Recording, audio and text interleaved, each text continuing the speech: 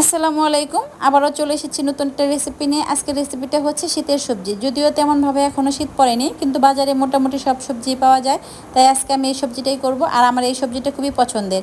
চুলায় একটা প্যান দিয়ে দিলাম পরিমাণ মতো তেল। এবার দিয়ে দেবো তেজপাতা, কাঁচা জিরা। কাঁচা জিরাটাকে হালকা করে ভাজি করে নিতে হবে। এখন দিয়ে দেবো পেঁয়াজ কুচি, কাঁচামরিচ।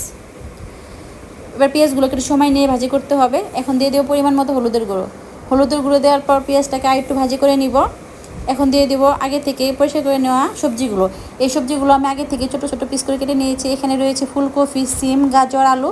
দিয়ে দিলাম পরিমাণ মতো লবণ। এবার সবজিটাকে নেড়ে চেড়ে ঢাকনা দিয়ে ঢেকে রেখে দেবো 4 থেকে 5 মিনিটের মতো হালকা করে সিদ্ধ করার জন্য। সবজিগুলো মোটামুটি সিদ্ধ হয়ে গেছে। এখন আমি আর ঢেকে দিব না, এটাকে নেড়ে চেড়ে ভাজি করে নেব। একটু সময় নিয়ে ভাজি করতে হবে। এখন দিয়ে দেবো ধনিয়া পাতা।